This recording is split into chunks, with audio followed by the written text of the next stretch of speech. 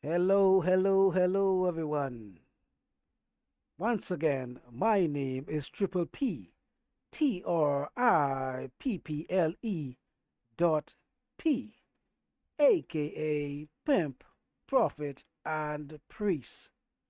And as usual, I want to thank each and every one of you guys who are actually in the stream early. Thank you, thank you, thank you. I cannot stress the importance of you guys' attention is very most valuable to us. And so, with that being said, I'd like to make a very brief announcement just so you guys can know if there has been any changes with the program. And so far, there has been one or two small changes I would like to update you guys with. And as usual, you guys could find us on these platforms here. As usual, you guys could look for Triple P or 7 Seas Astrology Prophetics. You guys could find us on these platforms. And also, as it stands, the ultimate goal, we are going live every Mondays, Wednesdays, and Fridays at 10 p.m. And so far, what we're doing right now, we are going live on these platforms at the very top at 10 p.m. Mondays, Wednesdays, and Fridays. However, we will be we will be going live pretty much. We're gonna add two more platforms. We're gonna be going live. Actually, I'm not quite sure if we're gonna actually succeed at it, but however, the goal will be to go live 5 or 6 days a week. We're gonna add two more platforms to the equation, and so again, we will be going live as it stands Monday, Wednesdays, Fridays, 10 p.m. However, we are going to attempt to go live Monday, Wednesdays, Monday, Tuesday, Wednesday, Thursdays, and Fridays, 5 or 6 days as it stands. So we're just going to keep you notified until that change actually comes about. So also, we're going to get into today's today's subject matter is going to be very powerful. You guys, this is going to be this actually live stream here is going to be pretty much where we're going to enter into our dating series because in the very beginning of all of our live streams, the previous live streams all were about spirituality. We were building some type of foundation, if I may say. We were building a foundation so you guys could get a better understanding of what you can expect from this channel. Again, the channel is a holistic life transformation channel, so therefore the subject matters will vary from topic to topic. One day we may be talking about spirituality, the next day we are talking about relationship, sex, and so forth and so on. So now we're going to start in our dating series, if I may say, because again, the earlier streams were more about building a foundation of understanding who you are at the core, the very essence of who you are. I am, the true identity. That is what we're trying to establish in those earlier on live streams. Now we're gonna get into relationships and dating and things of that sort. So again, very powerful information that we're about to get into. So, however, before we start, today's topic is what men think, what women need. Very powerful video because most men think that they have an idea what women want. They believe that women solely want a particular thing, and however, in most cases, men are actually incorrect. This video again, if you are someone who may be wondering how to get the best, if I may say, out of your relationships, this video is going to go into great esoteric information about what women actually need what versus what they want. So if you're a guy, you might be curious about, what really should you bring to a relationship other than material gains and things of the sort.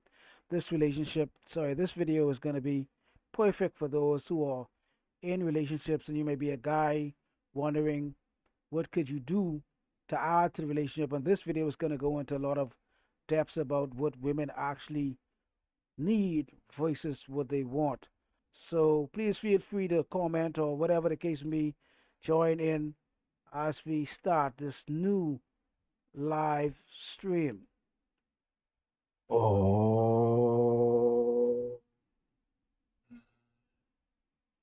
Hello, hello, hello, hello, hello, everyone. My name is Triple P, TRIPPLE and I am your astrology pimp, your astrology prophet, and your astrology priest. And today's 7 Seas Astrology Prophetics video topic will be what women want versus what women need. And the reason I'm creating this video is because I had a very unique experience recently. The other day, I was in the mall. And it was kind of, it was, at first it wasn't so funny, but it turned out to be somewhat comical after I pretty much, analyzed the whole situation. But anyhow, what happened was I was in the mall and I saw this young man, this gentleman, uh, with a female. I assume they look pretty much, they look like family. I don't know. They could have been brothers and sisters. I don't know. But either way, I approached them. I just wanted the reason I approached them because they had such a look. They looked so spiritual and they looked so, both of them had locks. The young man had the locks on his head flowing, and the young lady had the locks on her head flowing. So it's obviously it looked like the lady was following the gentleman. I wasn't sure again if they were related. However, because I assumed, they had their hair and all of that, I thought that they would be receptive to what I was going to share with them. So I approached the gentleman. I was respectful. I wasn't rude or anything, and I was cool about it. I approached the gentleman, and I tried to like reach out, in a very, friendly manner, in a very friendly manner. I tried to tap the gentleman on the shoulder. I was like, hey, what's up? And then he stopped and he looked at me with like, with disdain. I was like, it threw me off because I know usually, women are kind of somewhat startled, when you approach them in some way, or they could be somewhat, you know, evasive, if I may say. But anyhow, so I was thrown aback somewhat. And then so after that, I said, okay, I'm going to try it. So I put my hand out to give him a little dap, a little hand dap. And he's like, hey, I don't know you. I don't know who you are and all that. So by now I was really, really taken aback because I usually, expect women to be on the sketchy side. Most of the time you approach women are really cautious, or sometimes they're cautious and they wonder what you want and all that. But the guy, he was so almost, I would say, rude. I wasn't disrespectful or anything of that sort. However, so I said, man, I saw you guys and I just want you to know I was doing this little thing, what I'm saying? You guys could check it out, just go on and Google it, what I'm saying? I wasn't even, and the guy was like, oh no, we good and we straight and blah, blah, blah. And the guy was like, he was like bodyguarding the girl, what I'm saying? He was like, blocking, if I may say. So I say you guys are brothers and sisters or something. He was like, oh no, that's my wife, and he had such a bad attitude. So I said, man, okay, man, cool, man, maybe you guys can check it out. Some spiritual stuff on there, some spiritual lessons on there, and some spiritual talks and so forth. Check out the YouTube channel, something like that. And the guy was like, oh no, I think we spiritually good and all that. So it was very misleading because I was not expecting that from these individuals who had this look. That is why you can't really judge a book by its cover. That is why just because you see somebody might have locks on their head or whatever, that does not mean that they are spiritual. That does not mean they are receptive to spiritual knowledge and understanding. They could just be having these things for style and look. And there's nothing wrong with it. I'm just saying, do not assume that, and that's what I did. I went wrong because I assumed that these two individuals were more spiritual than I thought. However, the way they responded, at least the way the gentleman responded, I was kind of pretty much blown away. However, so I said, hey, check it out. And then And they say, no, I think we spiritually good and everything. I said, man, at least Google it, look at it. You can look at you. You know what I mean? I didn't really force or push them or anything. It was the conversation took probably 10 seconds. It was really quick. It was really fast. And so anyhow, I walked away and I was so disappointed and I couldn't believe it because I was like, you know, I was very disappointed because it's like I was wondering why would this gentleman, why would this guy respond so negatively about sharing some information about what I was doing, you know? It's like, and the other day, the very next day, I was walking down the street and a Jehovah Witness guy, you know, they walk around and they have the the flyers, the brochures, the booklets, pamphlets, whatever you call it, uh, the watchtower. So the gentleman, I was walking down the road, and the gentleman gave me a watchtower, and I took it, you know, happily. And so, and I like that. I like the fact that the gentleman who gave me the watchtower, you know, we look at my image, and he probably know that I was on a different type of page. However, he still felt like, you know, maybe you could learn something, or we have some information that you might want to hear, and you know, still check it out. There might be something that interests you. And I've received watchtowers from many individuals I've studied, but just about, I mean, I've done so much studying throughout the years. I mean, you name it, I've done it. You know, I mean, I took classes with Mormons and this and that, and the list goes on and on. I never rejected anyone for their belief system, in fact, because everybody has a little of the truth. So what does this have to do with what women need? So the individual who did this, I tried to figure out why would he be so defensive? Why was he blocking so hard when I came there? And then it came to me, it dawned on me, he was blocking because of this female. And because what I'm saying is most individuals, most women may appear. This is how women, or some women may appear, or men might. Actually, before I go any further, let me just backtrack very briefly, because I remember this incident. And for those who are watching, like I said, these videos, I created this video. These were one of my earlier videos, and I don't really know what I'm going to talk about. I'm just going back and seeing if my perspective have changed. Maybe if I learned something new, I'm not quite sure. So I don't really know what I'm going to say. This is again, these are the first time I'm actually seeing these videos from I created these videos a few months ago. However, what I was saying was that I was very, very disappointed that I saw a gentleman and a girl in the mall, and they had such a look. They looked, they had the locks, and they had on a certain type of attire. They looked very, very spiritual. So I thought to myself, these two individuals would be very, very receptive to hear what I had to say. So I approached the individuals, and the guy responded very, very negatively. When I say negatively, I was actually disappointed. I actually felt actually somewhat some type of way to see how this guy actually responded, because I didn't approach the guy in a negative manner. I didn't look. I don't think I looked out of place. As far as my appearance was, I didn't look like I just walk out of the garbage bin, Oscar the Grouch or some shit like that. No, I don't think so. However, his response was very, very, very distant and very cold, and so what I learned from that, one of the things that I learned from that was people tend to look a certain way, and that does not necessarily mean that they are that way. That is why they say looks can be deceiving.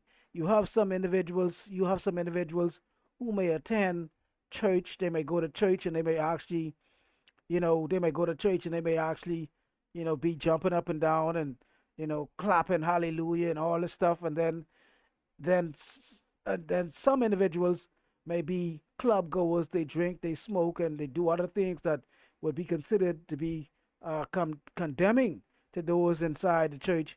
But however, some of those individuals who are in the church weekly tend to be a lot, could be not all of them. I'm just saying some of those individuals who profess to have these particular beliefs so strongly, some of those individuals are some of the most dogmatic and judgmental people that there are. Some of these people, they would look at you, if you do not believe what they believe, or you have a different belief system, they will actually degrade you. So some individuals is don't judge a book by its cover. Some individuals look like they are actually healthy individuals when you meet them. They appear to be healthy, and as soon as you get to know them, you would realize that they are very, very poisonous. And then there are some people you see, they may not look so healthy, but those some of the people are actually the most can be the most beneficial to you as well. So back to this girl and this boy relationship that I met in the mall. The guy, I mean, the way he responded, it left me dumbfounded. I could not believe that a guy would respond to me, especially we had something similar as far as our image. I just assumed, based on his image or her image, that they would relate to what I was saying. So I tried to basically, introduce myself in a positive manner. I went out, I tried to extend my hand to give the guy a dap. He pretty much rejected the dap, and he just pretty much rejected me overall. And it left me perplexed to why would this guy respond this way to me?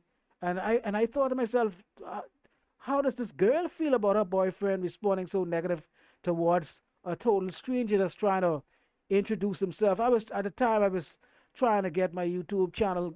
Sorry, at the time I was trying to get my channel going, and so I basically was introducing these guys to some of my new platforms and so forth, and the guy pretty much rejected everything. He was like, "Oh no, we're not interested." He didn't even take the time to know what it was all about, or he didn't care, and it was just he was so disrespectful.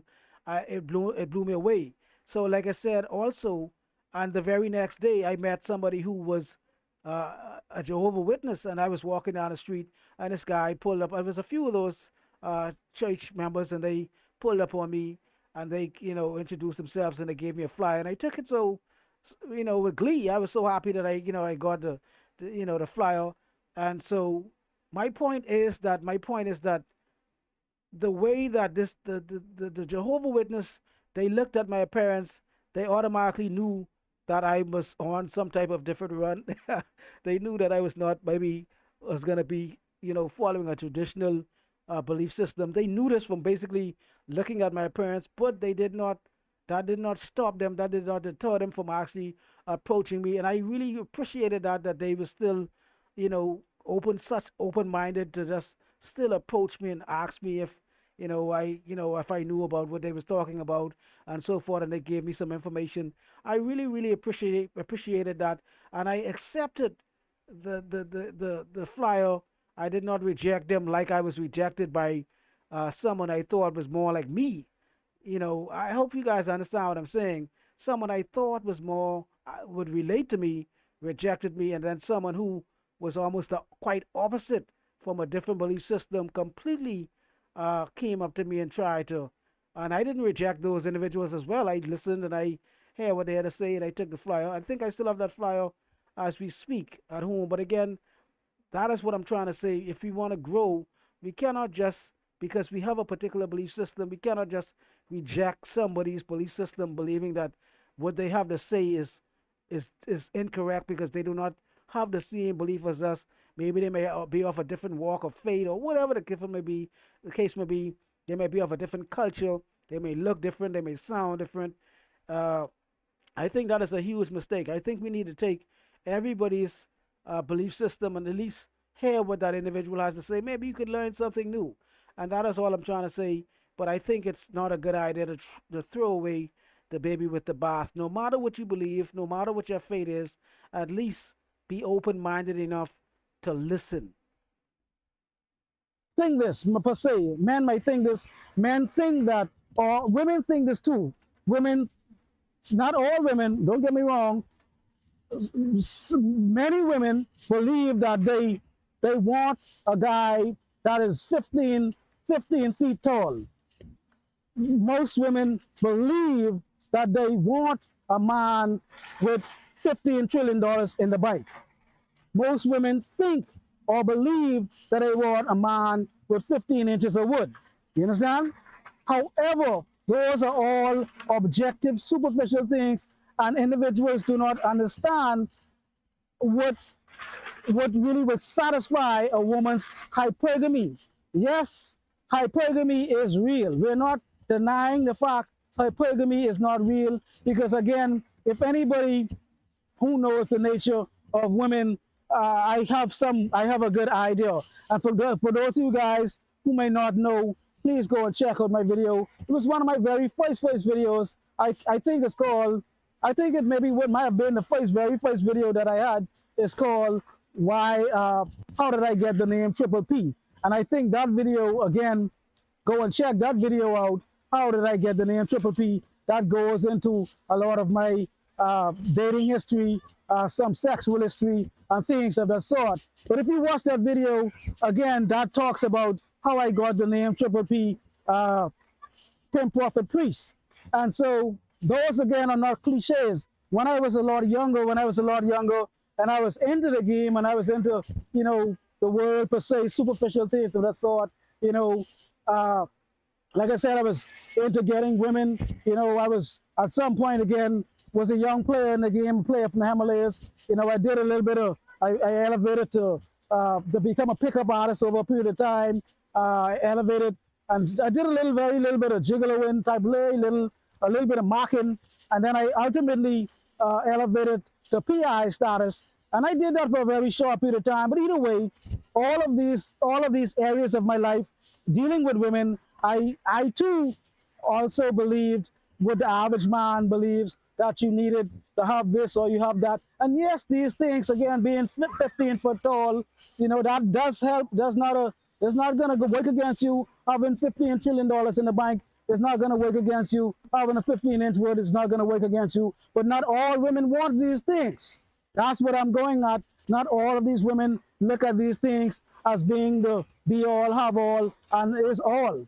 However, those things, having guidance, instructions, and things of that sort, having success and all of those things, and having game, first and we need game, having game and all of that, yes, they will satisfy hypergamy, and they will satisfy hypergamy. However, if you guys by now know, all of my videos are related to knowing thyself, knowing who you are and what you are at the core. The being of the self, the I-ness, the isness, the oneness, the true self is what these videos are all about. So until you know who you are, you will always be seeking some type of objective thing, thinking that this thing is going to bring you happiness. So the women who do not know themselves, and this video applies to male and female. This does not necessarily apply to only females. However, I am addressing an issue about what happened the other day, and that's what motivated me to create this video.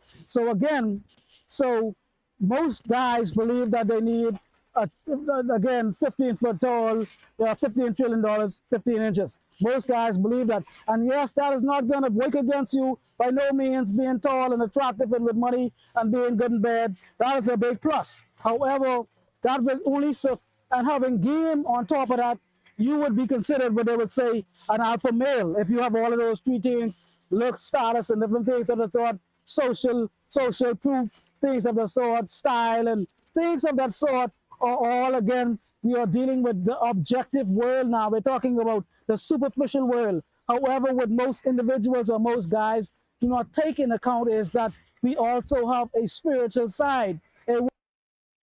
So, before I go too far into this reaction video, like I was saying, so most men believe, which is true, now the things that they believe are true. I by no means am I saying that if you are the taller you are, that is an advantage. We're not gonna deny that at all. Women tend to prefer taller men. That is just from an evolutionary perspective. Women tend to look at men that are more taller to be more, from a security perspective. It's a psychological thing. That man could be tall, but he still might not be able to protect you. But either way, women tend to like more attractive, fine guys who are taller to be more attractive. And however, that does not mean if you're not tall that all hope is lost. All that simply means that you just did not get that particular thing. And every particular person has a particular trait or a particular characteristic that the other person does not have. Everybody has somewhat of a gift, a talent, or something that makes them stand out from the other individual. No person has the whole total package. No man, no woman has it all. No man or woman has everything that they are completely just so wish they don't Every person has something that they wish they could change. So yes, if you're taller, that will work in your advantage. That could work in your favor. However, that does not mean that if you are less tall, that you do not stand a chance getting women. There are some guys who are not as tall, actually have very tall women, and they work out very fine. However, and so like I said, yes, having X amount of dollars in the bank, have the more money you have, the more attractive you will become as well. However, that does not necessarily mean that because you have money, you're gonna get, the girl of your dreams, or you're gonna just get women left, right, and center. You're gonna actually, if you're not, if you don't know anything about women per se, you could actually just be, a sugar daddy. You could be used for your money, and some women will come and they may actually be involved in a relationship but not actually love you or like you at all. So yes, however, having money is something that's going to be beneficial to the relationship, but that is not the all be all. Being tall is not going to be the all be all. Being again, being great in bed sexually, that is a great thing as well. If you a guy and you could put it down, lay pipe, like a plumber, that is powerful stuff. If that's a blessing, of saying if you were gifted in that area, just thank God, But however, at the same time, just because you have that, that does not necessarily going to make you invincible as well. Some women are just like men. Some women will actually use you just for sex alone. Some men don't believe that. Some men don't believe that some women will actually sleep with you and never sleep with you ever again, even if you were great. You could be the greatest guy in bed on the planet, and a woman still would sleep with you and actually reject you the next day. Some men can't handle that.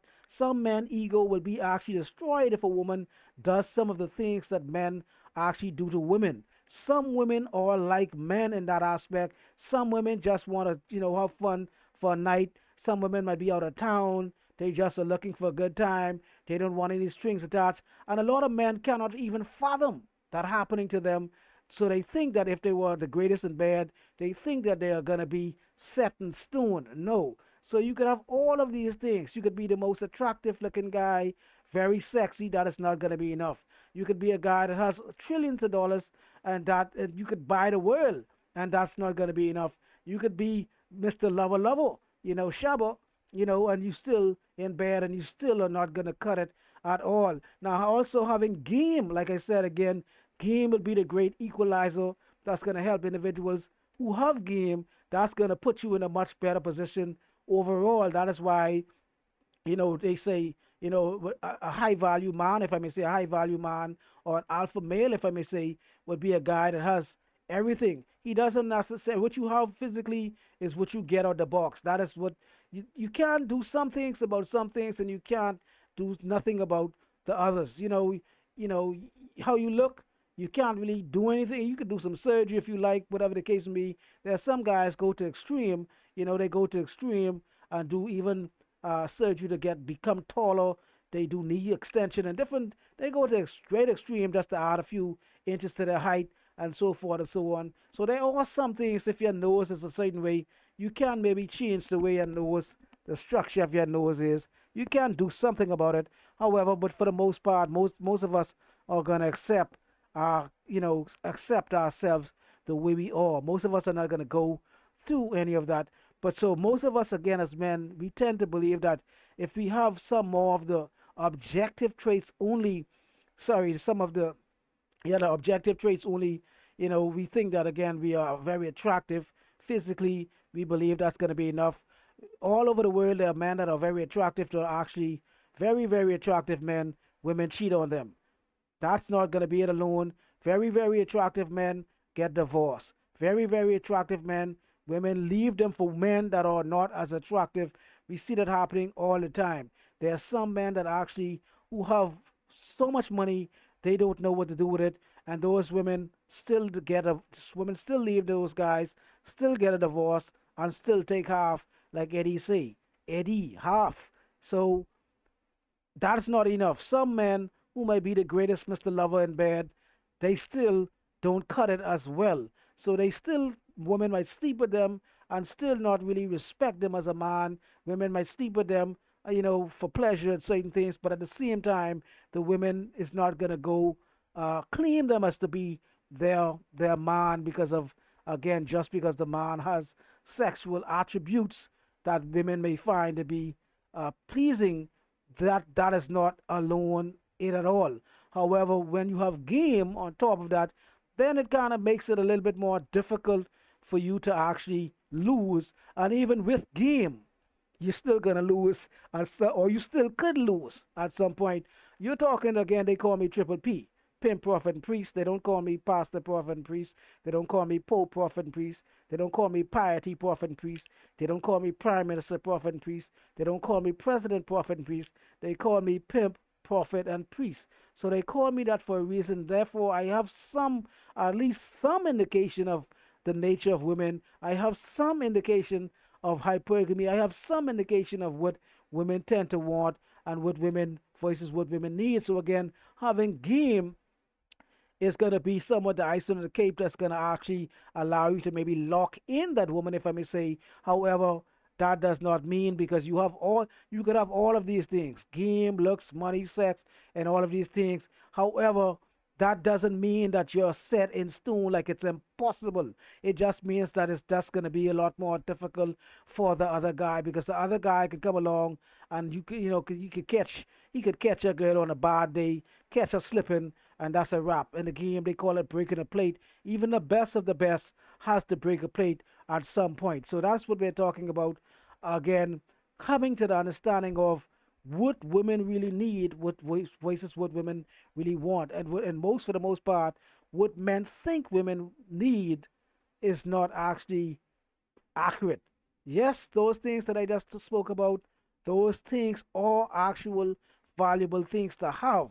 However, that doesn't mean that the woman, you cannot lose the woman at all. That's not the case. And you're talking to one of the greatest players from the Himalayas that ever lived on the planet. So everybody loses sometime at some point in time. The best of the best breaks plates.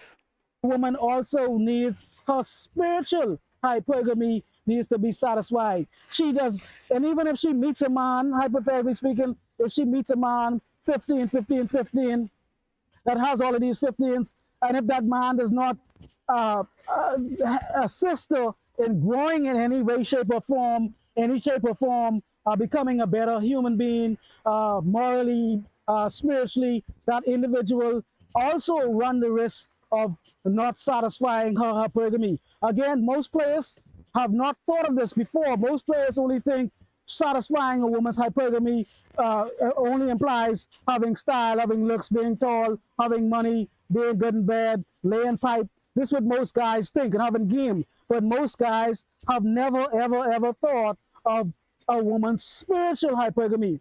That is why, look at, for example, you might not, most guys don't ever, again, never thought of this, and you're talking to a player from the Himalayas. This is not who I always was. I always didn't live this way. This always was not my style. At one point, women was my forte also as well. So I know the game pretty much. In fact, the game that I'm giving you guys right now is more game than the Game of Thrones. And I'm not costing you guys. I'm not price charging you guys $9.99 as well. So please take this game and run with it. So this game is also for individuals who may not be so tall, who may not be so attractive, guys who may not have $1 trillion in the bank, guys who may not have all these things. This is the game that yes, you still need to work on yourself. I'm not saying that this is the game of all games, but however, this is one of the games that is most likely overlooked, if I may say, or taken for granted. Most individuals believe, again, if they supply a woman financially, maybe mentally, and put a roof over her head and things of that sort, and they lay good pipe. I don't know if you guys see this. Look at the stingray. Sorry, the pause. You see the stingray right there? The pretty one is coming back. Yeah, it's going away. You see it? I hope you guys see it. But anyhow, it's gone now. But anyhow, back to what I was saying. Again, so most of you guys who who believe that laying pipe is all that matters, and putting roof over a woman's head and providing material things, Birkin bags and Chanel purses and red bottoms. Yes, that is good. That is good for some to some degree. However, we tend to neglect the soul, the spirit of a woman, and that is what I'm talking about. That is why the Bible, yes, as Jesus Christos, Joshua said, man should not live by bread alone. And that is what most men do. Most men provide only bread for their women to eat.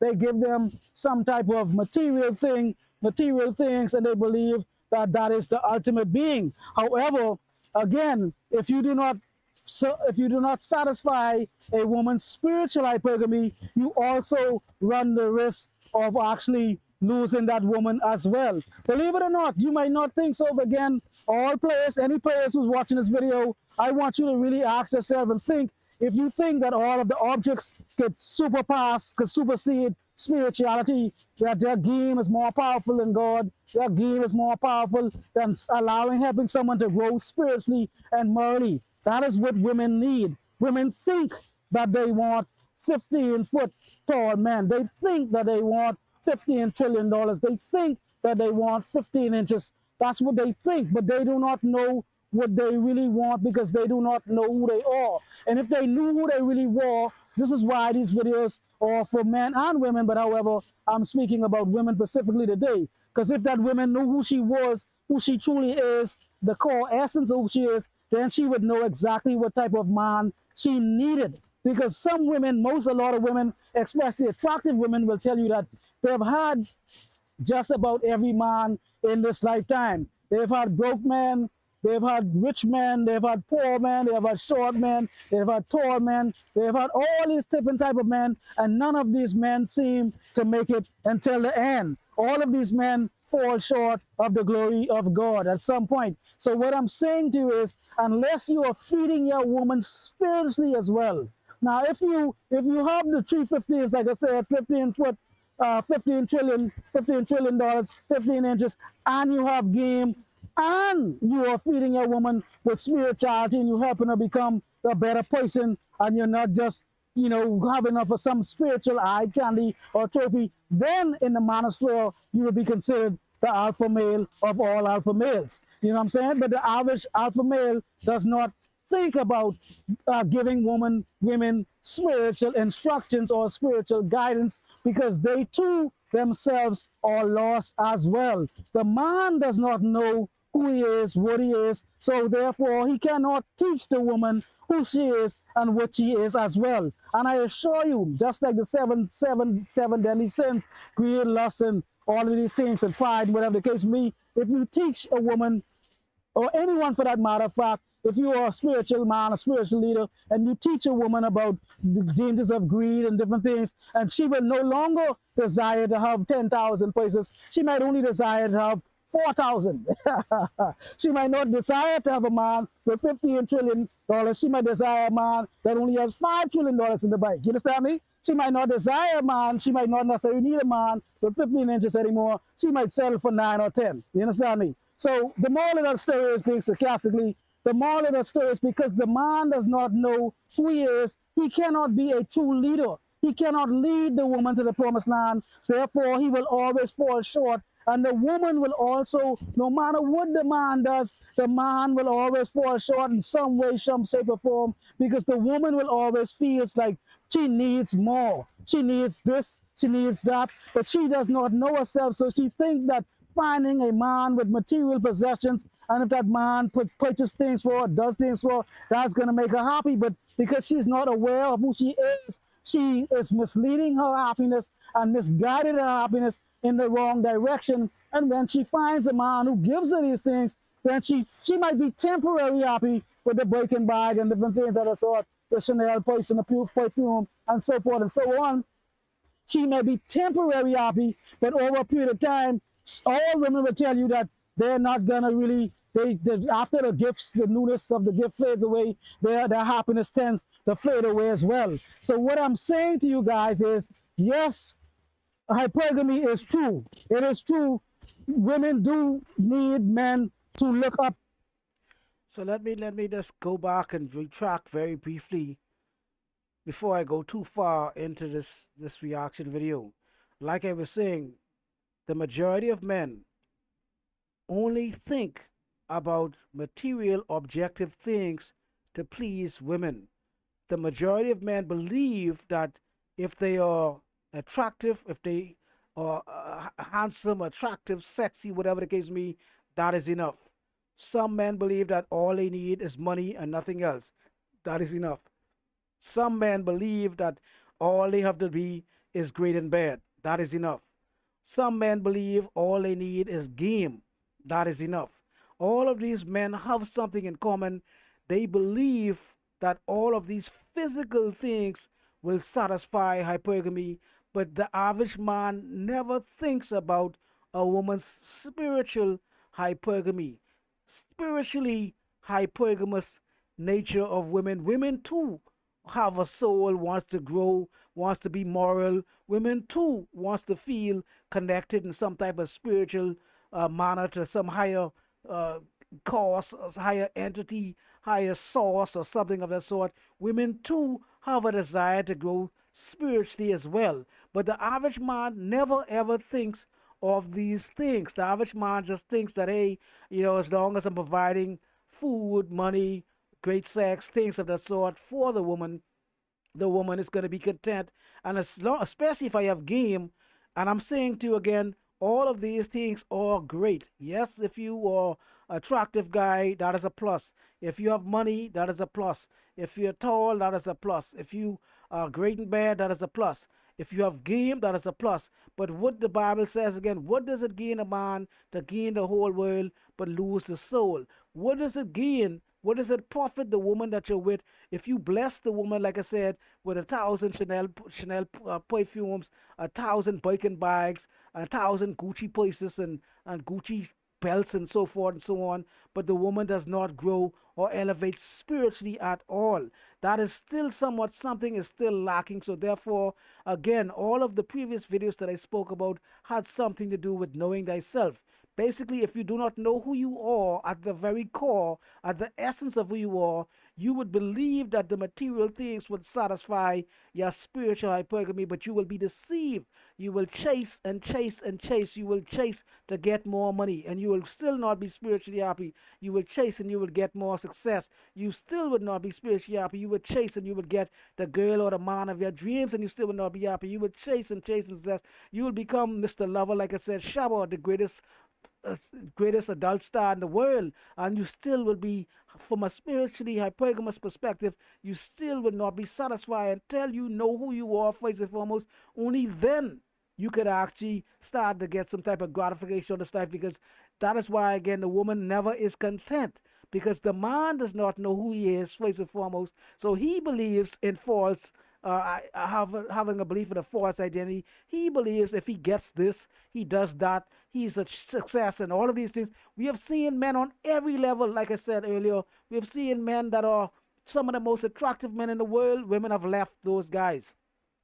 We have seen supermodels have lost women. We have seen guys with the most money in the world. Some of the men who are the most richest in the top 5, 10 men who have gotten divorces, and women have taken half. Like Eddie said, Eddie, half. You see, so some of these men, and again, even porn, you could be a porn star, and so that woman still is going to leave. We have seen some of the top players from the Himalayas, some of the most biggest P's, Max, all of these guys, all of the best players in the world have lost women, because there's something still missing to this equation. I don't care who you think you are. You could look like Fabio. I cannot believe it's not butter. I don't care who you could look like Tyson Beckford in the prime of his days and so forth. Still attractive guy, but I'm saying you could look like whoever you could think of, Usher, Drake, whoever you could think of. What's another guy? Chris Brown. I don't care who you are. If a woman does not have a spiritual side satisfied as well, you're gonna constantly have to feed that woman with material things, constantly, because again, she's gonna be assuming, just like you, that the material thing is gonna bring happiness, and it's gonna be a disaster. So most men again fail to realize that yes, women might want certain things. Yes, I'm not saying, again, I cannot stress this enough. If you're an attractive guy, hey, drop on your knees and thank God. If you have X amount of money in the bank, a big amount of money, drop on your knees and thank God. If you were blessed as a man, physically in certain areas, thank God. But I guarantee you that is not going to be enough, because all men have had all of those things that have actually lost in one shape, form, or another. Too. That's why women love their fathers so much, especially if the father was in their lives and the father did things for them. Women look up to their fathers and so forth and so on. So, however, if you are a successful man, you are doing things and you have goals and aspirations of what, yes, women will look up to you and they will desire you if you have a certain amount of prestige and a certain amount of social value or SMV, sexual market value, things of that sort. Yes, yes, they will satisfy the polygamy for some time, giving instructions, having the female helping you or doing things with, or whatever the case may be. You guys have joint ventures, things of that sort. But if you are not doing anything for that woman spiritually, you still run the risk of not satisfying her polygamy, her polygamy 110%. And all players who are watching this video, ask yourself if this sounds and this makes sense. Do you think that all of the material things, again, your success, your this and your that, your looks, your talents, your height, your career, your wood, all of these things, do you think all of these things are more powerful than spirituality, than giving a woman some sense of guidance and direction to lead her in the right path of righteousness? Do you think that this game that we have is more powerful than spirituality, than leading the woman into developing more moral traits and things of that sort? And if you do believe that, you're delusional, and you're hearing this from a former PI. So I know what I'm talking about. You understand me? I know the game more than anybody else. And this game, like I said, that I'm giving you guys, this game is more game than the game of tune. And I have pulled more women than records have pulled cars. You understand what I'm saying? That's just the PI in me that's coming out, slipping out a little bit. Because again, like I said, they call me Triple P. You see what I'm saying? Pin Prophet Priest. They don't call me Pastor Prophet Priest. They don't call me Pope Pastor Prophet Priest. They don't call me Piety and Pious Prophet and Priest. They call me Pimp Prophet and Priest for a reason. However, I also try to teach young men how to help a young man to sustain their relationships, not only to try to get goals and things of the sort, but you must be a spiritual leader as well. So if you are not guiding or leading the woman in a particular spiritual direction, you are also subject to lose that woman once she come across someone who has some type of spiritual light, because she's going to see that light in that man, and then no matter what money you have or how much money you think you have to possess, yes, she might still stick around and do to get the money or whatever it is me, but I guarantee you she's going to say something is missing. Because if you look at it, think about this, for example, look at, if you go to church, your pastor would be a good example. Your pastor, look at the women in church. Look how devoted they are to their pastors. Look at how these women love their pastor. Most women love their pastors more than they love their husbands. And that's the God honest truth. If their pastors told them to do something, they would be there and they would do that in a heartbeat. But if their husband tell them, oh no, why is that? Because the pastor gives them some sort of spiritual guidance. The woman thinks she wants all of these things from a man, but she really wants a man that could help to lead her and guide her in the right direction. Yes, she wants a man that has, everybody wants to find the most attractive mate as much as they can. Yes, everybody wants to have the most relaxed life and financial life as much as they can. In most cases, not all people, but in most cases, looks do matters, height does matter, sex does matter, job does matter. However, what I'm saying is, because we do not know who we are, we tend to misplace our desires onto material things. So these women and men tend to place their desires on the man or the woman having certain attributes, and if they do not have these attributes, they tend to fall short. Back to the pastor. So the pastor, for example, if you are a guy, I'm giving you an example, if you are a guy and you're doing foolishness in your relationship, you might be married, you might have been married for 10, 15 years, and you been doing a bunch of foolishness. You was going out every night getting drunk, coming home drunk. I'm not saying there's nothing wrong with drinking, nothing wrong with having your friends or whatever. I'm not saying you're overdoing something. You're being violent. You're just being disrespectful. You're being harmful to the kids, and you're just doing wrong. Wrong, wrong, wrong. And if you continue to do wrong, that woman might stay with you for X amount of time because of security reasons. She need you because you help pay the bills and different things of that sort. But I guarantee you, if she goes to her pastor and her pastor tell you, leave that man, that woman will leave you. If she loves her pastor, she loves her spiritual leader, that woman will leave you. No matter how long you've been with that woman, because the pastor gives the woman some type of spiritual sustenance. That's like I said, just Joshua, Jesus said, man should not live by bread alone. And that is what most men do. We are giving women only bread. And some men are only giving women crumbs for at best. Some men are just giving women nothing for the most part. But however, the pastor is giving the woman spiritual guidance and spiritual instructions. So the female would look at the pastor more so as a spiritual leader than her own husband. So that should tell you itself what trumps what. Does the game, does the 15, 15, 15 trump spiritual truth, knowledge, wisdom, and understanding? No, the game does not. We see this example again. Look at, for example, now the story of Adam and Eve. I'm going to use the story of Adam and Eve for example. Before I go any further, just kind of going back, retract it for a second or two. Like I was saying, so majority of the men do not believe that spirituality is important. Most men do not guide or help or help women to sustain a spiritual life. Like I said, you could be the greatest player in the world. Uh, However, look at the power that most pastors and preachers have over their congregation. If you are a man, and like I said, if you are married and you are doing foolishness, you are, baby, being abusive or, very, very harmful to the relationship to the kids or whatever the case may, you're doing just really negative things in the relationship, and you could have been married to that woman for X amount of years, 2 years, 5 years, 10 years, and your wife or your girlfriend goes to your pastor, and your pastor tells your girlfriend tells your wife or your girlfriend to leave you. It is a very high probability, possibility, excuse me, that that woman will actually leave you.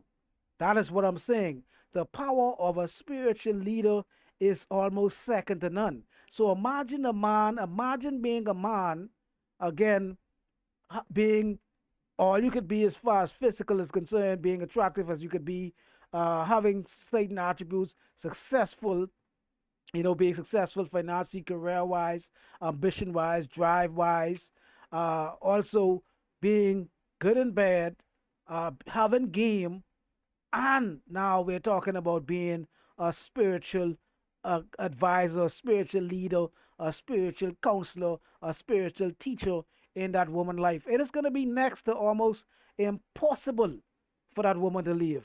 So you need to be, as from a guy perspective, we need to try to become more holistic in the relationship as far as what we bring to the table. Yes, again, women find attractive men. That is good if you're an attractive guy physically. Yes, that is good if you have money, you have a good job, a career, with the case. Yes, that is good if you know, okay and bad. Yes, that's good if you have game. But imagine having all these things and also being a spiritual leader as well in a relationship. It's almost like you're gonna be next to impossible to be replaced because there's gonna be almost no guy that has all of these meets all of these criteria and these qualifications. Some guys have some guys have none, and some guys have more than others. But the majority of guys do not put emphasis on having all of these things. Most men, again, some guys think that if you have looks, that is all they need. Some guys say if I have money, that is all I need. Some guys say all I need to be good and bad, that's all I need. Some guys say all I need is game, that is all I need. But imagine having all of these things on top of being someone that actually brings some spiritual knowledge, wisdom, guidance, and instruction to that woman life and to help that woman to grow spiritually as well. it would be very, very hard for you to be replaced. Like I said, a pastor, look at the congregation, how pastors are able to actually have such an influence over the female congregation. I can't remember the guy. It happens a few times, but looking back at history, there was one or two spiritual leaders that said, "Hey, the world was coming to an end," and so forth and so on. And these guys were so powerful. I mean, they made individuals take poison, and unalive themselves because they just was that powerful. Most men don't have the ability to make their girlfriend do anything that stupid. Most women will just they will be hurt, they will cry, they will be wounded if you leave or whatever the case may be. But you go and tell them take this poison like some type of Romeo and Juliet. That bitch will look at you like you retarded. No, you must be mad. I'm not gonna kill myself over you. I might be hurt, but I'm not gonna go to that extreme. But some spiritual leaders have done such things. They have had so much spiritual power and such spiritual influence over individuals to where the point that they made hundreds. So I don't know how much people throughout history has done it, but they've made masses of people in one setting pretty much unalive themselves. That is the power of spirituality. Look at some of the gurus. Look at someone came across my mind. That guy Sadhguru, I think his name is Sadhguru. Look at that guy. When that guy walks and when he goes, wherever he goes, look at the love. Look at the love that people give this guy. And this guy is not. He's just look at the response when this guy goes back to wherever he comes from. I mean, the women they literally drop on their feet and put petals down. And you look at the story of Jesus, Joshua Christos, Yoshio, when the woman washed Jesus' foot with her hair, and the list goes on and on. In fact, the Bible, throughout the scriptures, Jesus had a huge following of women. Women, most men don't know that. Most people don't put emphasis on that. But Jesus had a strong, strong congregation of women that followed him everywhere. As far as I'm concerned, some of his most devotees were actually women. So a spiritual leader, man, it's nothing. If you could help somebody to become more moral, help somebody to grow in spiritual ways to become a better person, there's almost nothing more powerful that you could do for somebody versus giving them food, giving them money, giving them material things. There's almost nothing that could trump, I would say, teaching somebody the path, on the right path to help them to become a better person overall. Priceless. Spirituality in my book is priceless, second to none. Example. Now the story of Adam and Eve of being translated into all different type of interpretations. This is just an interpretation to express the fact of hypergamy. I'm not saying this is a literal thing. I'm not saying this is what happened, but we could look at it from a hypergamous perspective. When Adam and Eve was in the Garden of Eden, Adam and Eve was in the Garden of Eden. I am sure Eve was one of the most beautiful women in the world. Eve had all the looks, and again, this is all hypothetical. I'm not saying none of this is literal, because I don't want anybody to say, oh, he's talking foolishness about the Bible. No, I am not. You know what I'm saying? And again, this is just a translation to make my point across about the power of spiritual hypergamy. And this, what I'm about to say, is not going to be pretty much traditional anyhow. But anyhow, back to what I was saying. So Eve was one of the most beautiful women on the planet, and I am sure Eve had no physical blemishes. Eve had the looks, the talk, the walk, the whole 9 yards. I am 110 saying that there was nothing. Eve was flawless. Eve was a 10 and a half, literally, with no makeup, no nothing. 10 straight out the box. You see? So Eve had all of these things. Eve had the garden. Eve was in the Garden of Eden. Eve was with Adam. And I am sure Adam was an alpha male out of the box. Looks-wise, status-wise, he was the owner of the garden. I mean, he was in charge of the garden. He named all the animals. He had status. He had fame. It was Eve met him there. I mean, I'm not saying there's one word in the Bible, God, they both were made the same time and equally, but I'm not using this particular version as an illustration. I'm not saying that Adam too was most likely one of the most attractive men that ever existed on the earth. 15, you know what I'm saying? He didn't have $15 trillion, You know what I'm saying? But he had 15 trillion animals. You know what I'm saying? He had animals and he had all these things. He was famous because it was only him, according to the scriptures. But anyway, the moral is, I'm sure Adam physically was in great shape. Adam had the looks 12 pack. You know what I'm saying? Abs, you know, the chisel jaw, cheek, and line, and all that. And you know what I'm saying? All of that Adam had, and Eve was a part of that. However, when we look at the scriptures, so Eve was inside. Consider the Garden of Eden like saying, you know, a woman living in a mansion. A woman living in a mansion. She has everything. She has the most perfect, handsome guy and all that. And we see this now. We see this happen all the time. Men, athletes, movie stars, millionaires have lost wives. We know this. So do not think that their paper is going to be the thing that's going to be your saving grace. It's going to save you. It might be an attraction. It might be a magnet, a lead magnet to getting women, but that is not going to be the thing that's going to sustain the relationship or keep the woman. So that's Like I was saying again before earlier, like I said again, having all of these things, physical attributes, looks, money, status, things of that sort, they would be considered lead magnets. Yes, when somebody sees you and you have a certain type of car, you know, it kind of reflects your status somewhat. Someone would say, oh, this guy or this girl has money because they're driving a car that is valued at X amount of dollars. A Rolls Royce, a BM, a certain type of BM, a Bentley, a Ferrari, a Bugatti. You must have money to have some of these types of cars. So someone would say, yes, right off the bat, that would be something that would give the woman a second glance. That is all it does. It just gives the person ability to be curious, but that is not going to be all the all be all. You could have certain things, certain attributes. You could be the most attractive man in the world, but however, if you are unintelligent, can't talk, can't speak, ignorant, no ambition, no drive, that is not going to be enough. You're going to need something else as well. So again, like I was saying with this story with Adam and Eve, this is not a literal story. I'm just giving you guys an illustration from an allegorical perspective of a woman having everything per se. I'm not even saying that the story is true by all means.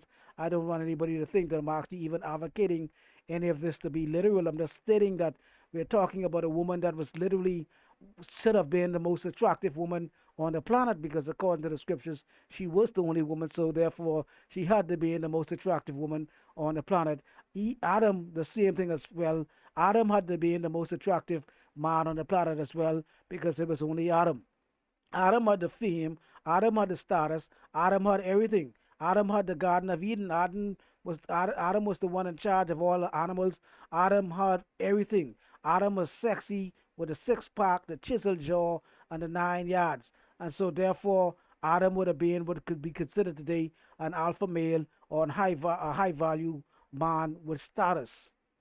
like Eve. Eve had it all. Eve was in the garden. Eve had the looks, she had the man, the 10, the alpha male, and so forth and so forth and so on. However, the serpent came along. This is the part where I'm not going to go a traditional route because I know most of you guys are going to think I'm going to blame the woman because I'm not here to blame any woman because I don't take none of the stuff literal anyhow. I'm just using this as a metaphor because from my understanding, the spiritual concept of the Adam and Eve was the mind, the female side of the brain, the right side of the brain, and the male side of the brain was the left side of the brain, and the serpent, the knowledge and the wisdom, that the female side of the brain, that she had that side of the brain, told the right side, the logic side of the brain what to do. And that is what that Bible story could be interpreted in many ways. However, man have misconstrued the story and made woman to be the downfall. However, from a spiritual, exoteric knowledge and understanding, that Eve represents the right side of the brain, the spiritual side of the brain, and the spiritual side of the brain should dictate to the left side, the logic side of the brain, and that logic side of the brain, the masculine side of the brain, the fleshly side of the brain should submit to the woman, and that is why Adam listened to the woman. So we're not talking about literal women here, not literal men, but that is the spiritual understanding behind the story. Eve represents the spiritual side of the mind, and Adam represents the logic side of the mind, and each individual should follow the spiritual feminine side of the mind. So the serpent in this particular context represents knowledge, wisdom, and understanding. Most individuals will wonder, why did God did not want the humans to have any knowledge, wisdom, and understanding? That's going to be another video that I'm going to create another day, because that goes into the Anunnaki and different things of that sort, which most individuals might not be aware of, where a lot of their Bible stories come from, such as the Garden of Eden, God being a jealous God, and the Tower of Babel, and the list goes on. Those are all Sumerian stories, some Sumerian myths from the Anunnaki and so forth and so on. But back to the story of Adam and Eve. So Eve had it all. So Eve told Adam to eat of this fruit, and they too were banished from the Garden of Eden. So when we look at this from a hypergamy perspective, Eve had it all. This is for you guys who think that the status and the having all the things, like Adam had the Garden of Eden and he was the perfect guy with the chisel jaw and so forth and so forth.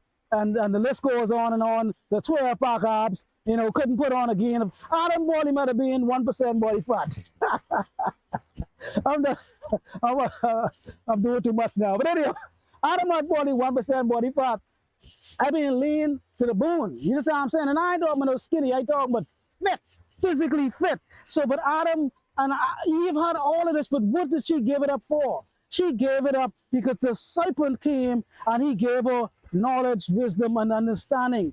That is what I'm saying, that the serpent in most religions, the only religion that the serpent is considered evil is no picking on no particular person or no particular religion, is the Christians. The Christians is the only faith that look, or the only beliefs that sees the serpent as something negative. However, the serpent was someone in all religion, all other religion groups, the serpent was considered to be a wise entity. Every culture throughout history, the Egyptians, the list goes on. Look at the Egyptian hair pieces. They wear the cobra, the snake, and so forth. And all throughout history, the serpent was considered a spiritual entity that is associated with wisdom, knowledge, and understanding. However, Christianity took that information, and the serpent became the Satan and became the spiritual demonic entity that it was. And that is not the case again throughout all spiritual cultures.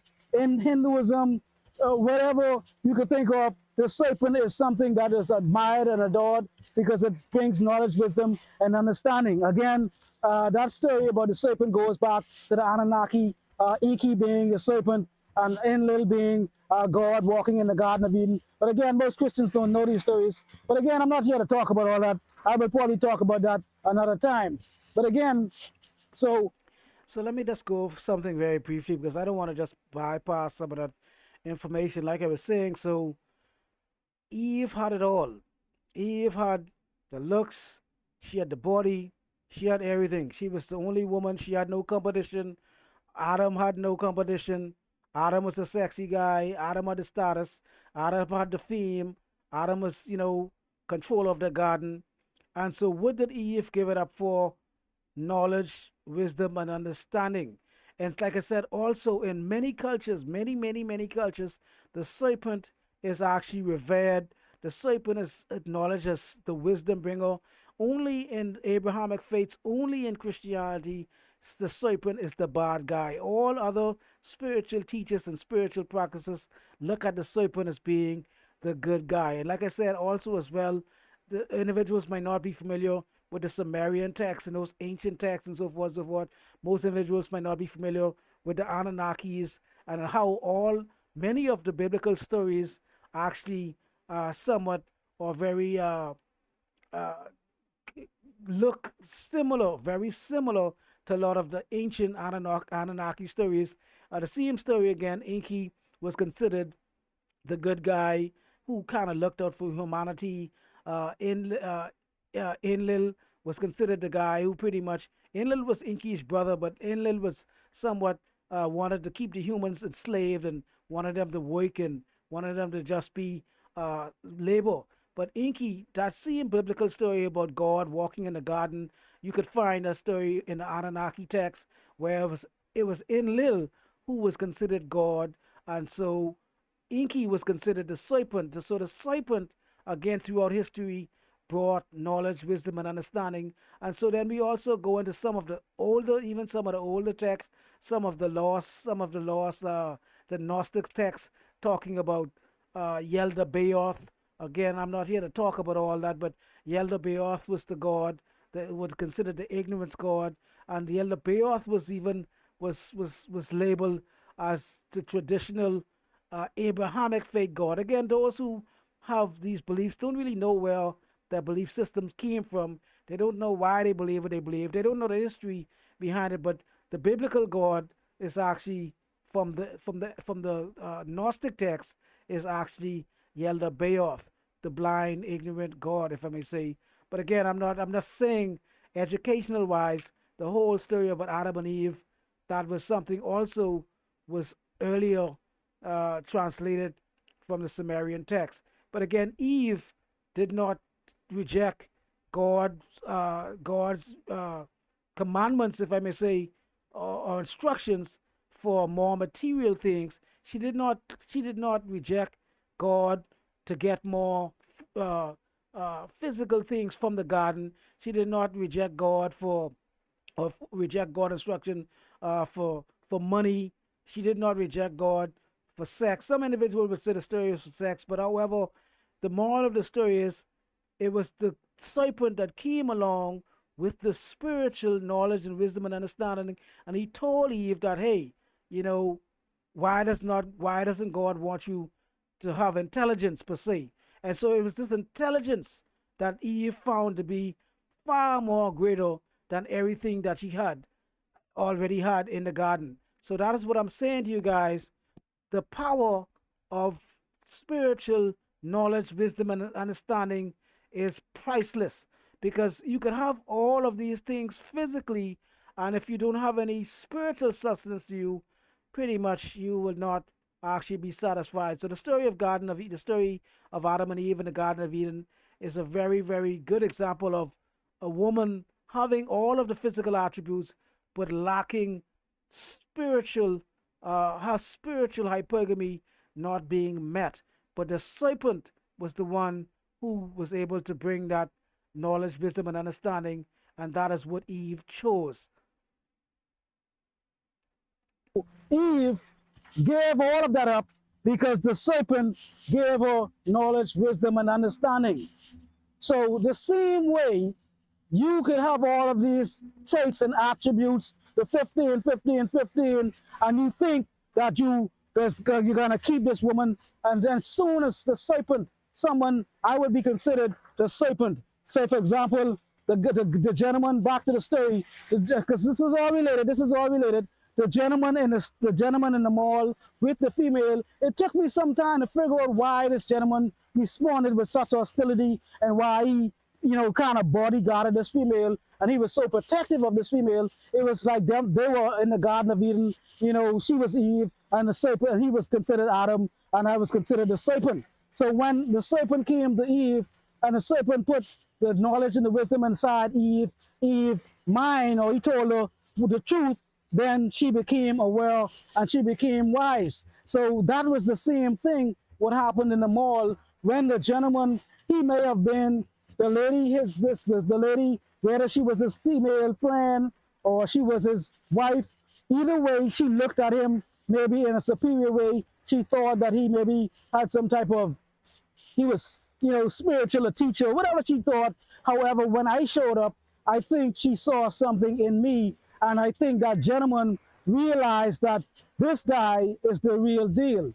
I am this guy here. If this guy talks to my girl, or if my girl goes and watches this guy YouTube video, and my girl hears what this guy has to say, then her pergamy will not be met. Her pergamy will not be satisfied, because before she met me, he felt that he had some control or a spell or a hold over this female. However, he was afraid. It dawned on me after I analyzed his behavior. He was being rude and so forth because he wanted to get rid of me, because he felt like if his girlfriend listened to what I had to say, then he would be considered less of, I don't want to say less of a man, but his hold or his grip on her may have been relinquished. And that is why he pretty much wanted to disbar me from the area. He didn't want to give me a chance, even say one thing to the female. He didn't want me to talk because he was somewhat insecure. That was the conclusion that I came to. It was nothing to do with me. It was something to do with him. He felt that because, again, he had the locks, she had the locks. So he felt that if my girl hears what this guys have to say, she's going to realize I am a fraud, or I am not as enlightened, or whatever the case may be, as he wanted her to perceive him to be. So that was the reason why he pretty much shunned me and pretty much rejected me so harshly. And again, I expected that type of behavior from a female, not a male. But again, it made more sense with the understanding that I'm trying to portray here today. So Eve, having all of these things, she gave it all up, even disobeyed God for the knowledge, wisdom, and understanding. And so the God would represent the religion, the false teachings, the different things of that sort. She gave it up for the truth. In this story that I'm saying, the devil or the serpent is not the bad guy. The serpent is actually the good guy. The serpent was the one that opened the eyes of man and gave man the opportunity to be aware, to be conscious, to know good and bad.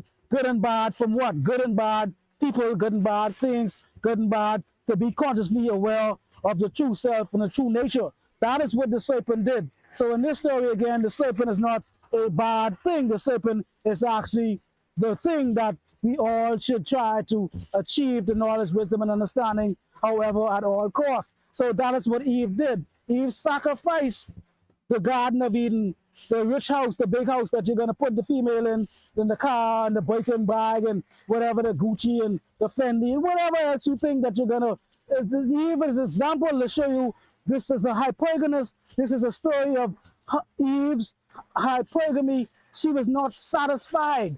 She felt she had the perfect man physically. She had the material things in the garden. She had the whole world, for that matter of fact. She had everything at the tip of her fingertips, and she traded it all in for knowledge, wisdom, and understanding. So again, if your pastor tells your wife to leave you because of your bad behavior, your pastor has more influence over your wife than you. You would lose your wife because your pastor satisfies your woman's spiritual hypergamy.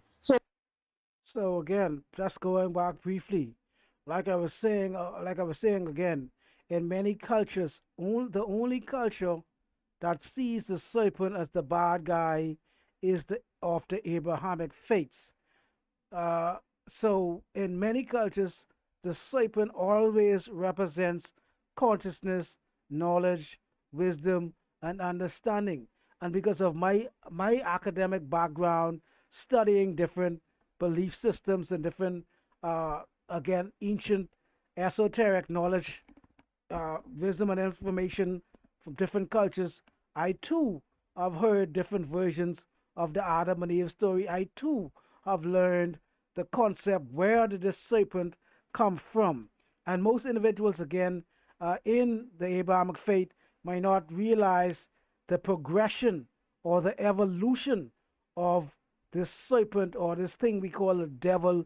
That was not always the case. The devil was not always in the Bible. The serpent was not always the bad guy. Originally, the Bible started out as it only being the only power existing was God. There was no other power to contend with God but God. In the original text, the only deity that existed was God. When you look at some of the scriptures, whereas the Bible says God was the one who does good, does bad. God was the one who heals. God is the one who makes sick. God is the one who even creates evil. All of these things God did alone. There was nobody to fight with God. There was nobody to challenge God. And as far as I'm concerned, it was about the light bringer, which was this, what later became the serpent, and then uh, the serpent or the devil, if I would say, originally again did not exist, but there was an evolution over hundreds of years. Then again, but the devil was someone who worked for God technically. When we look at the story of the Job, and God wanted to test Job, and he, allowed the serpent to challenge Job's faith, if I may say. So again, the serpent was something that progressed over a period of time, and this whole hell thing also never existed. All of these things that came about later, associated with the devil, with the serpent, never actually existed. But again, man had to find ways to pretty much keep the power, keep the control, and keep the fear going. And so they fabricated many of these different attributes. Uh, the devil with a horn, and all of these things. Even the image of the devil was somewhat a fabricated image of Pan, one of the ancient gods as well. But either way, the serpent was something that was fabricated through time. Hell was someplace not originally, uh, there was always Sheol, the grave, or, after when we die, we go to the earth. But this whole hell thing, the devil thing, the serpent being someone that tricks us and all that stuff, came about a lot, much more later. So again, with my understanding about this whole Adam and Eve story, it was also a twist to pretty much put man in a position to say it was because of Adam and Eve sin, the original sin, all became sinners. And that in itself is somewhat, if I may say, was also a fabricated story as well.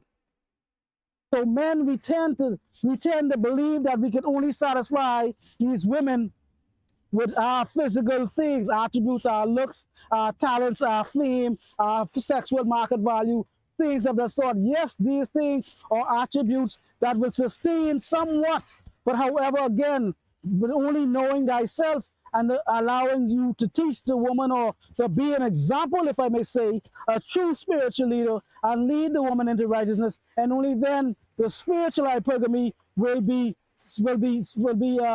taken care of, and then the woman would not necessarily be so much into the things that she once thought was going to bring her joy. Once her spiritual hypergamy is taken care of, is met, then she's not going to be so caught up in the material things, or the greed, the lust, and the pride, and other things of that sort. So men need to become more spiritual leaders. More so, first and foremost, we need to teach, we need to guide and teach our women things that they could become much more better women, so the women do not get such a bad label as they only want 50 and 50 and 50. And all women do not want 50 and 50 and 50. They think they want 50 and 50, but they do not need 50 and 50. What they need is spiritual guidance, spiritual awareness, spiritual teachings, and things of that sort. They do not necessarily, yes, they want to be looked at in some way, feel it's sexy and all that and so forth. And yes, they want to be adored and admired and things of that sort. However, what they truly need is different than what they want. You see, for example, another example I could think of, you see, the pastor is one example. King Solomon is another example. King Solomon was one of the richest men, and Solomon had so many concubines and wives, 700 wives, concubines, not exactly how many there were. However, these women were not only there because of King Solomon's riches and glory. King Solomon was considered one of the wisest men on earth at the time. So therefore, you see that having knowledge, wisdom, and understanding to teach someone, to give someone knowledge, wisdom, and understanding, that is what Solomon applied in his life, and that is what he gave his disciples, his followers, and the people that were around him. He taught his women things. He gave them knowledge, wisdom, and understanding, and he made them better individuals. That is how you could obtain, or you could have sustained this particular type of lifestyle. But say you have to give something away that is not perishable, something that is going to last. So when you teach a particular person, be it male or female, something that no storm, no fire, no disaster could take it away, because it's going to be a part of that individual. And that is what I'm saying again. What women want is different from what they need. What men want is different from what they need as well. But I'm specifically talking about women because of what happened to me in the mall. So that gentleman, he was afraid. When he saw me as the serpent. He was considered And he said to himself, you know what? If this guy whispered the stuff into this girl, into my girl ass, she is gone. And I honestly guarantee you, she would have been gone, but that was not my approach. You understand me? I was not taking that route. But again, there is power in this spirituality because that is the reason why the pastor has the spirituality, the power that he has. Solomon had the power. Look at, for example, real life example. You guys go on YouTube and look at guys like Sangu, the guru guy. If you look at him, look at how much followers he have. Look at how dedicated the women are in his life. Look at how they follow this guy. They bow down and put roses and flowers at this guy's feet. Does your woman put any flowers at your feet? Does your woman love you like that? When these women see Sadhguru, the tears come out their eye. They cry for Sadhguru. And the guys like Osho, rest in peace, Osho is gone now. Another spiritual great leader. For those of you who don't know, Osho. But anyhow, look at Osho followers. Osho also had followers that was actually immensely involved in Osho's emotional life, his spiritual life. Women would pretty much dive at his feet and pretty much cry in his presence. That is what they did. That is what they did when they got in the presence of these men. So Osho, Sadhguru, look at Sadhguru, again, Solomon. Let's take, for example, even another example. Jesus Christos. Christos also had. So let's go over back. I did say earlier, I did use Sadhguru was an example of one of the guys who, a powerful spiritual leader that is acknowledged all around the world by millions and millions and millions of people. Look at the women, women and men. But however, Sadhguru was not the most richest guy in the world. Sadhguru was not the most attractive guy in the world. He's not bad looking, but I'm not saying he's not. He is not the most tallest guy. You know, he doesn't seem to be. He doesn't come off in any sexual way. But look at his devotees. Look at how the women, when they look at him, look at their faces, and you will see the admiration. You will see how they love the dirt that Sir Guru walk on. And most of us might not be familiar with Osho. Osho, rest in peace. Osho is dead now. Osho was also another very powerful spiritual leader. I never saw him in real life or anything, but I watched quite a bit of his videos. I studied him for some time as well. But his followers, especially the women, they loved this man was loved by so many women. In fact, as far as I'm concerned, I think I remember clearly, he was more of a sexual, spiritual leader, if I may say. I think he was actually sexually involved with some of his devotees, if I may say. But again, look at he was a guy would be considered a spiritual. I think he said it himself. He was more so of a spiritual playboy. He was more so into the material things. He had X amount of Rolls Royces. I think he said he had like 90 or 99 90 Rolls Royces. I can't remember how much it was, correct me if I'm wrong, but I know he said he had X amount of Rolls Royces. He wore diamonds, he wore a lot of jewelry. He was really flamboyant in that aspect. So he was nothing like Osho. Osho was nothing like Sadhguru. However, Osho was more so, again, same principle applies, spiritual leader, but this he was different in the aspect that he had more desire for material things. But again, Osho, the women that Osho was involved with, his spiritual congregation, they would do anything for guys like Osho and so Guru. They would put roses at their feet. Would your wife, like I said, do such a thing for you? Would your wife put petals of roses down? Would your wife lay down and let you walk on her back over a puddle of water? No. But I guarantee you, Osho and guys like Sadhguru, they would do. That is what women would do for these guys as well. So do not underestimate the power of spiritual men in reference to how women view the benefit of having spiritual men in their lives as well. Only God knows how much women followed Jesus. The Bible said that there was many, many, many, many, many women that follow Jesus as well. It was not just men, 12 disciples. You know, the Bible, the male chauvinists tend to, not give women any credit. So they pretty much did not really put emphasis on the women that follow Jesus. But there was many, many women that follow Jesus. Why did these women follow Jesus? Because Jesus satisfied their spiritual hypergamy. There's one story, I can't remember what it was. One lady who who washed Jesus' feet with her hair. How many of you guys, you go tell your girl, wash your foot with her hair? Come on now. Wash your foot with her hair? You what? Boy,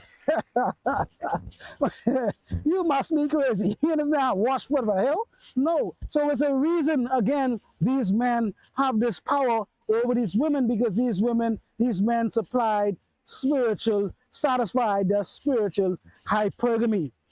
So that is what we're talking about here today. We not only must try to achieve to be successful men monetarily with our finances and with our goals and dreams and aspirations, we also should try to obtain the best possible spiritual practices to lead our women into the way of righteousness and guide them so that they become more moral beings. And then, after then, and only then, their true self can be seen, and we will tend to not see them as just being pieces of meat as we normally do, because all of us, again, have these spiritual principles and have the spiritual understanding of who we are inside of us. But again, without a guidance, that's why the Bible said, my people perish because of lack of knowledge. Without the knowledge and the understanding, therefore, these individuals will perish as well.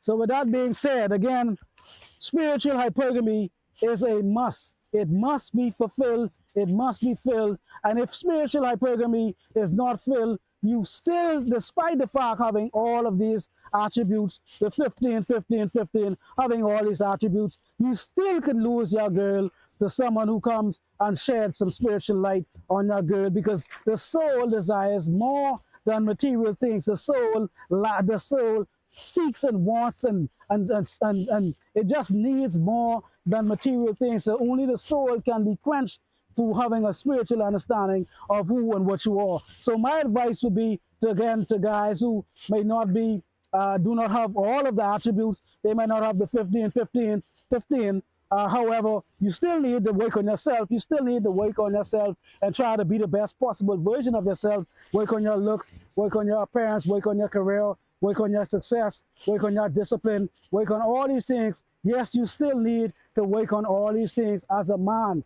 However, and you need game, again, first and foremost. I shouldn't say first and foremost, but you also need game too, because I don't care how much money you have, I don't care how sexy you are, I don't care what you have, you still will lose your girl if you do not have game as well. And for those who don't understand game, I'm not talking about playing games, I'm just talking about understanding the nature that attracts and repels women and things of that sort. Again, they call me Triple P for a reason. But anyhow, so what I would suggest is for guys, again, who do not have the attributes, who are not blessed with all of the attributes, all of the physical attributes of, the 15, 15, 15, I would highly suggest, in fact, everyone should do these things. However, I highly suggest that you first and foremost work on your spirituality, your spiritual life, because it's free. You don't need to go to a gym to work on your spirituality. You just need someone to help guide you in the right direction. You don't need to pay any money. You don't need to do anything. This is just free. You could take the time. You could watch a couple of videos, watch a few of my videos, any videos you see online, someone that you resonate with, work on your spirituality, because when you meet a woman and the woman realizes that you have some sustenance, that is only then she's going to be fully attracted to you. And for you guys, go ahead and watch. I'm going to give you an example. If you guys go ahead and watch one of my very first videos again, I think it's How Did I Go? I think the title was How Did I Go 6 Years Without Sex and I Was Happy. And when women hear I went 6 years without sex, even men, even men, they don't even believe it's possible. Women don't even believe me because they think it is impossible for a man to go that long without sex, especially a heterosexual man, a man that's straight, a man that loves women and all that. They think it's literally impossible. Why do they think it's impossible?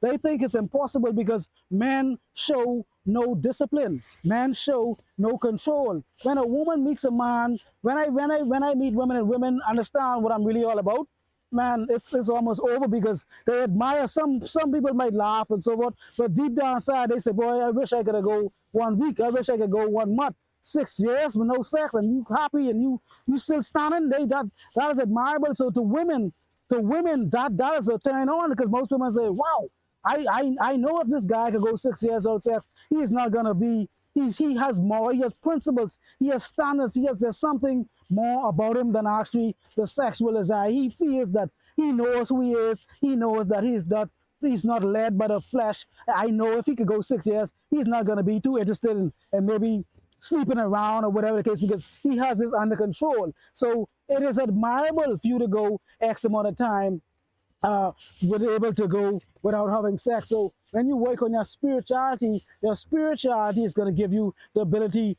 to work on some of your bad habits. Some of your bad habits may subside. Maybe you might start to drink less. You may start to smoke less. You may start to just do less harmful things. You might start to, go out less. A bunch of different things may transpire from this spiritual understanding, from your spiritual growth. And your female is going to look at it, your wife or your girlfriend is going to notice it as well. And she's going to be more attracted to you as well, for not only just having financial goals.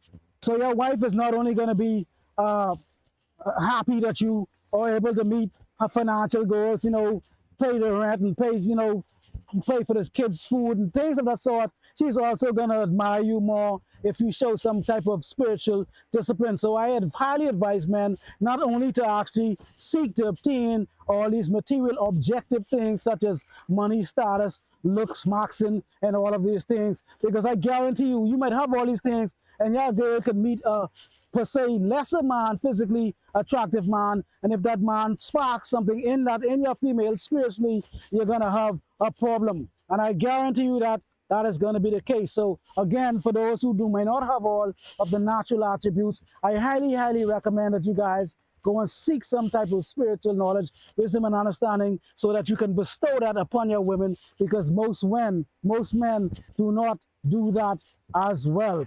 So without being So let me just say something very, very briefly. Like I was saying, so on my spiritual journey, when I started out the spiritual journey, I started to practice something called no fap, and then I started to practice something called semen retention. I technically did not have any intentions to go 6 years without sex. It was not my intentions. I actually was on a spiritual path. I was kind of like I came out of a relationship, and I thought it would be in a great time to actually start to maybe work on some things, maybe work on myself, and maybe take this opportunity because of the circumstances. It was not like I couldn't get any bitches. I don't want anybody to believe that was not the case at all. Because the women, they love me, they still love me as well. But it was not like I couldn't get any women. I just decided to take a break, and that break ended up going longer and longer and longer, because as I started that spiritual journey, like I said, that is why they call me Triple P, Pimp, Prophet, Priest. I think celibacy, every man should take a streak and go take some type of break, from being even in relationships, just being taking some time to be alone, solitude, time to grow, time to figure out who they truly are, men and women, but I'm specifically talking about men now. Women should do this as well, but I was talking about my journey, how the journey that began as just starting out with no fap, trying to quit the bad habits of masturbation and pornography, and then coming across semen retention, and then further going into brahmacharya, and one spiritual practice led to another spiritual practice and snowballed to another practice. But again, like I said, not having the intention to go 6 years without sex, but something changed during that time. I was able to actually get more control over my desires per se. I was still at some point, I still was, getting numbers from women. I still was talking to women and so forth, but I was not pursuing them sexually. There was something different, something completely different. At first I was somewhat embarrassed to tell women that I was celibate, and I was embarrassed, so I kind of lied, and I kind of played like I still was, smashing, smash, smash, smash. I was giving off that energy, like, I was still the king smasher, but I was actually smashing nothing. I wasn't smashing no mashed potato. I was celibate at the time. And like I said, so it went 6 years, but I realized something during that time that the average man, because I've never, 6 years, most men can't even go 6 days. Most men can't, some men can't even go 6 hours. So 6 weeks, 6 months is pretty much. So that was even something that I couldn't believe that I did as well. But again, the journey that I went on led me down a path that I realized that most men have no sexual discipline. Most men have no control. Most men. So when I started to actually take advantage of this ability, I noticed that some women actually admired that particular trait, and some women would actually go out the way to test me to see if I was serious. Like, I remember going out on a date at one point in time, and I remember going out, and I feel like I had the opportunity. If I really wanted to make a move, I could have. I kind of played around with it, but I didn't really make a real move. But the moral of the story is, some women would take offense when they realize that they meet a guy that's celibate and that guy is really serious about it and that guy rejects them sexually. Some women can't even take it, but I realize as well some women admired the fact that I had the ability to do such a thing, and some women wanted me even more than not. Some women admired me to such a point they felt like, man, I'm gonna be the one that's gonna break this guy. But like, it was almost like they thought I was a virgin. They felt like 6 years no sex, man. I'm gonna be the first girl that's gonna break this guy to have sex with this guy. Literally, so that's how some women they saw it like it was a challenge to see. But I was so far gone into it, my whole mentality about sex has changed.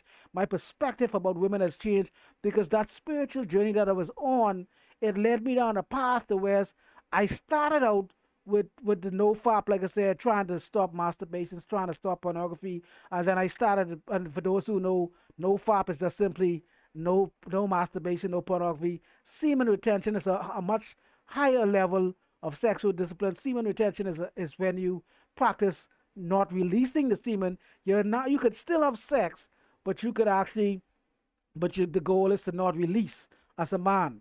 So I was practicing semen retention, but what happened was I decided to take it a lot further. I came across brahmacharya, so I decided to add the no fap and the semen retention and the celibacy. So I was not masturbating, I was not having watching porn, I was not having sex, and plus I did not even have a girlfriend. Women thought that I had women, but I did not have a because I was always interacting with women. I was talking to women. I was flirting with women. I was getting numbers with women. I was going out. I was just acting like I was just that guy. I was acting like I was still a player, but I technically was celibate. Even my friends didn't even know I was celibate because I couldn't tell my boys, "Hey, I was celibate." They wouldn't understand, so I just pretended to just. I was still, don't get me wrong, I still love women. I still wanted to be with women, but however, I was on a different path. But it was kind of like the women became somewhat secondary. And then what happened is also I started to pursue certain dreams and certain goals and certain aspirations. So my passions actually replaced the women and so forth. As far as I'm concerned, the last girl I was with, I think if she even knew, because I mean she knew something about my nature. But if she knew she was the last girl I slept with, if she knew that, she would be blown away. And again, by no means, it's not like I could not get any women. Up to this day, they call me Triple P, Pimp Prophet Priest. They don't call me Pope Prophet and Priest. They don't call me Pastor Prophet and Priest.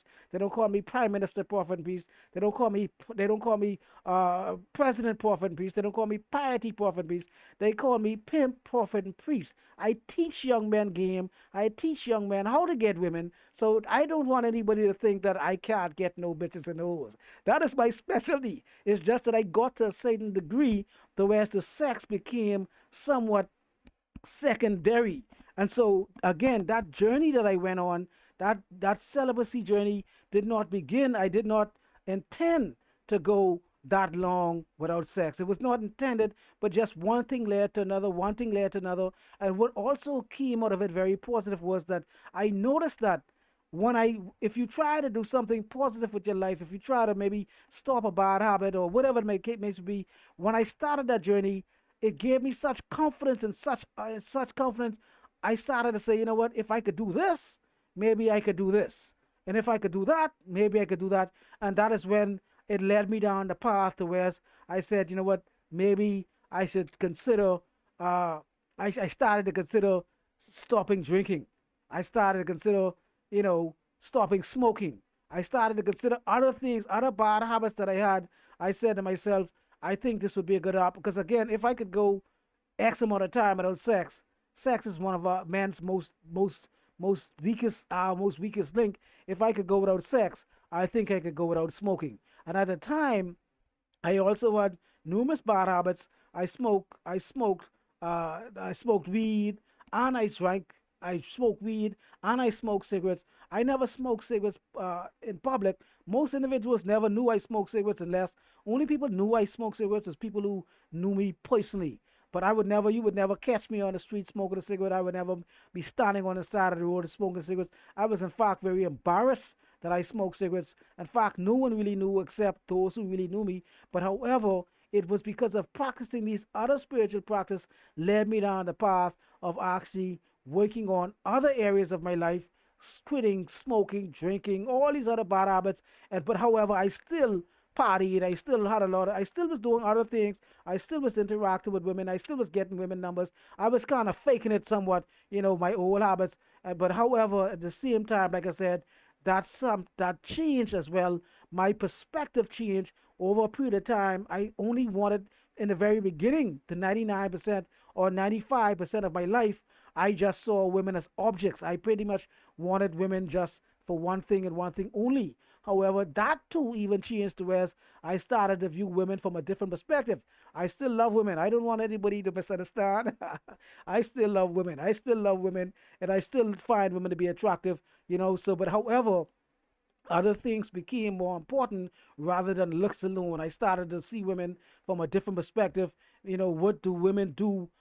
What can a woman bring to the table other than sex? When you're a guy and you start to work on yourself and you start to put a lot of effort and energy into to evolve, if I may say, you're working on your parents, you're working on your finances, you're working on your status, you're working on all of these things, you're working on your habits, bad habits, you're just improving overall as a man. When you get to a certain level, I believe, this is what I believe. I believe if a man, that is why you see stars and other stars and guys who have reached such high SMV, sexual market value, these guys have the ability to pick, choose, and refuse. The only guys who cannot pick, choose, or refuse are what they consider guys to be that have a low SMV, low sexual market value. These guys are not what they would be considered to be all around alpha males. Guys who only maybe have one thing working for them. Maybe they may be attractive physically, but they're broke. They may be rich, but they might be somewhat uh, don't have any game. It's always something that's going to be missing. It's going to be very difficult for you to find a man that has the whole total package. That is why I said again, even if you have all of the things mentally, physically, emotionally, and spiritually, then if you don't have all the things, you might have one out of two or one out of five or something like that. But if imagine you have majority of these things and you have some spiritual things to add to this contribution and you have sexual discipline, you could reject women. You don't have to put up with certain things. You could do without sex. You could take it or leave it. In a woman eye, you are priceless. You are that guy that most men could never become. So that is what I learned during my spiritual journey, my practice, going the 6 years without sex. It pretty much turned me into something uh, far more different than I actually began. I did not start out that way. I became a totally, totally different person that I actually began. Some of the characteristics, some of my traits are still there, but however, for the most part, now when I interact with women, women know that I interact with them a lot different. Women see that I look at them in a different way. Women see that I bring something else other than just certain things to the table. Women see now that I'm not going to be a guy that they technically can control. Because if you could go 1 week without sex, 2 weeks, 1 month, one year, imagine a guy going 6 years without sex. That guy pretty much is going to have sex is not going to be an issue for that guy to be controlled. And a woman, most women, all women only have is their body, and most women don't bring anything else to the table. So what do you do with a guy that has all of these things? You have nothing that you could do with that guy but than to submit. That's it. Being said, I hope this video is being very informative as usual. I thank each and every one of you guys for sticking around, hanging around. So please share, like, and subscribe.